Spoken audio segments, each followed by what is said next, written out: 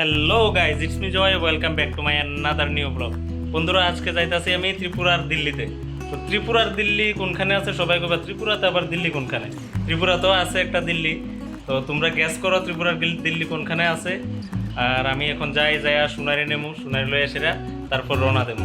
আর তোমরা গ্যাস করে সেটা আমার অবশ্যই কমেন্টে জানাবা যে ত্রিপুরার দিল্লিটা কোনখানে। তো বাইরে হয়ে গেলাম সুন্দর একটা দিনে, সুন্দর একটা জায়গায় ঘোরাঘুরি করার লেগা। যাইতে যাইতে দেখলাম রাস্তার কোনোখানে রৌদ্র, আবার কোনোখানে আকাশ একটু মেঘলা, মানে কুল মিলাকে জবরদস্ত দিন আছিল ওইটা। প্রায় 3-4 বছর হয়ে গেছে এই রাস্তা দিয়ে যাওয়া হয় না। আগে যখন যাইতাম তখন রাস্তাটা ভাঙ্গাচোরা ছিল, এখন তো রাস্তা একদম ফাটাফাটি হয়ে গেছে রাস্তা। এই যে এদিক দিয়ে গোমতী নদী বইয়া গেছে, কিন্তু দেখা লাগতেছে আমরা কোনো পাহাড়ি এলাকাত বোধহয় আছি। তো কইতে কইতে আয়া পড়লাম মেলাঘর থানার সামনে, প্রায় বাজারে ঢুকেই যাবো এখন।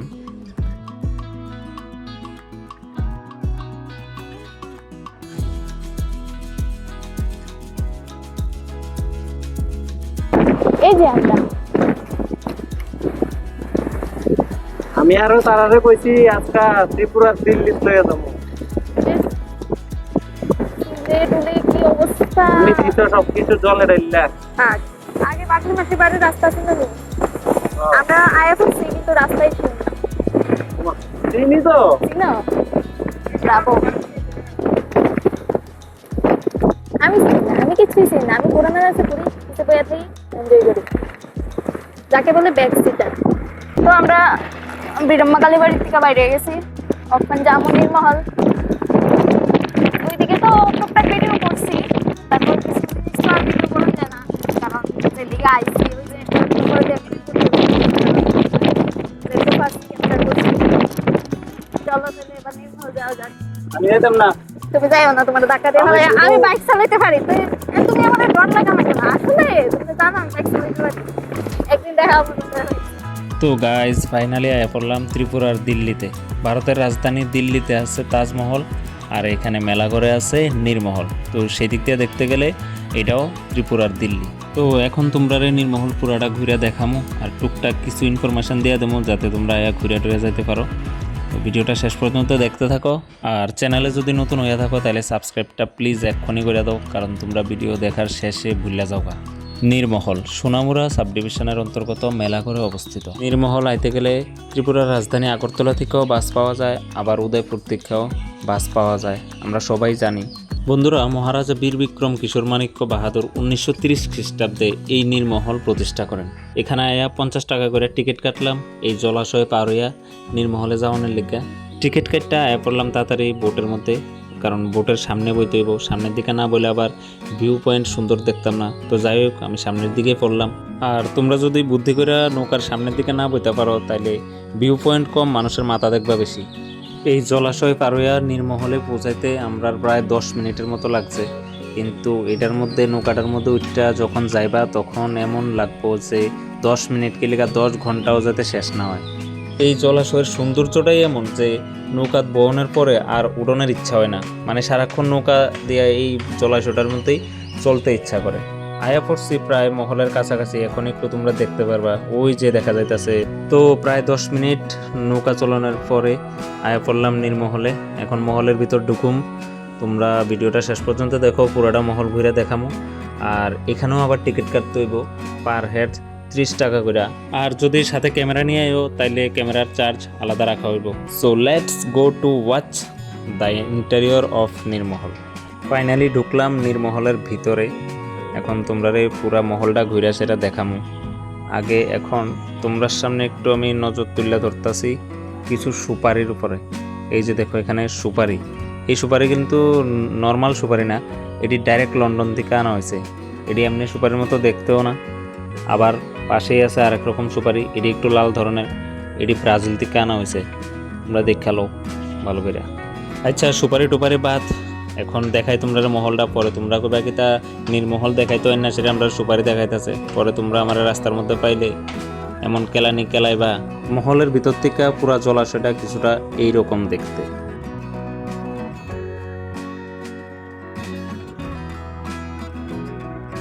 ওই দেখো আর এক বেক্কু ভাইয়া কোন দিকে জানি চাই রয়েছে, যায়ও না কিচ্ছুও না।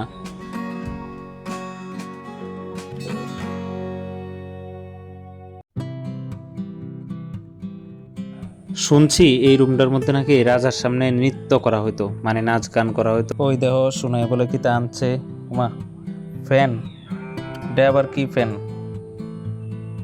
এটা বলে কিউট ফ্যান আনছে সে, কারেন্ট ছাড়া চলে, পাকাও বলে আজকাল কিউট হয়।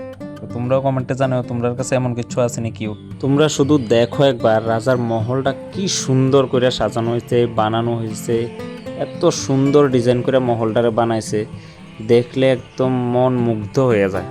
এই মহলের উপরেও ওঠা যায়। তো তোমরা ভিডিওটা আস্তে আস্তে স্কিপ না করে দেখো, আর সাবস্ক্রাইব যদি না করে থাকো তাহলে অক্ষণই সাবস্ক্রাইবটা আবারও কইতাছি করে দাও প্লিজ। এতটুকু সাপোর্ট তো তোমরা আমার লাগবেই।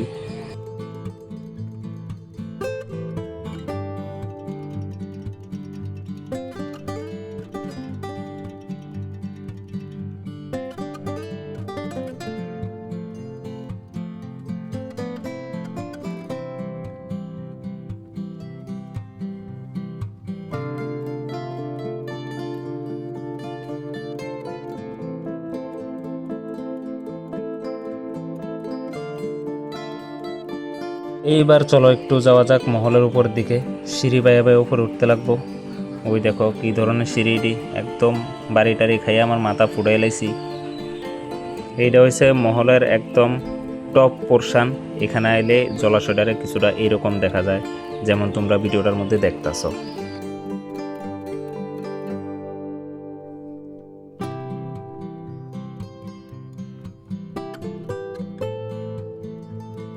কৈত্তিকা জানি আন না একটা ভিক্ষার ঝুলি আমার হাতে ঝুলিয়ে দিল, কিন্তু কেউ তো 2-4 টাকা দান দক্ষিণা দেয়ও না, দিলে না এই গরমের দিনে কিছু ঠান্ডা মান্ডা কিনা খাইয়া শরীরটা একটু ঠান্ডা করন যেত।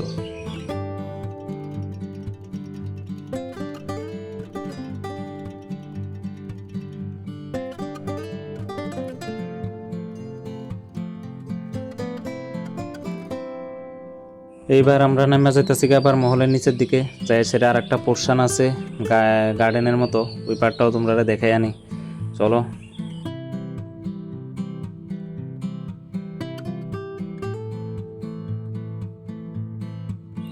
ওয়াও, এদিকে সব কিছুই যেমন এক্সট্রা অর্ডিনারি দেখতে লাগতেছে।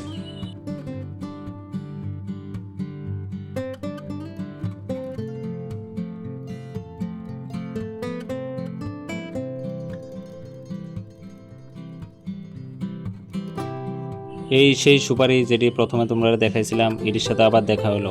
আসলে এটি সুপারি না, এটি একটা কেমন ফলের মতো দেখতে, কিন্তু আদৌ জানি না, খাইয়া দেখলে কমন যেত। তোমরা চাইলে অবশ্যই এটি খাইবা, খাইয়া সেটা আমার জানাইবা কমেন্টে যে এটি কেমন। তো আমরা ঘোরাঘুরি প্রায় শেষ আজকের মতো। আশা করি সবার কাছে ভিডিওটা ভালোই লাগলো। আর যদি ভিডিওটা ভালো লেগে থাকে তাহলে অবশ্যই লাইক কমেন্ট শেয়ার অ্যান্ড সাবস্ক্রাইবটা করে দিও। আর ভিডিওটা যদি ফেসবুকে দেখা থাকো তাহলে অবশ্যই আমার পেজটারে ফলো করে রাখো আর শেয়ার করে দিও, কারণ তোমরা থেকে পাওয়া এক একটা সাবস্ক্রাইব আমারে অনেকটা ইন্সপায়ার করে এরকম ভিডিও বানানোর লেগা।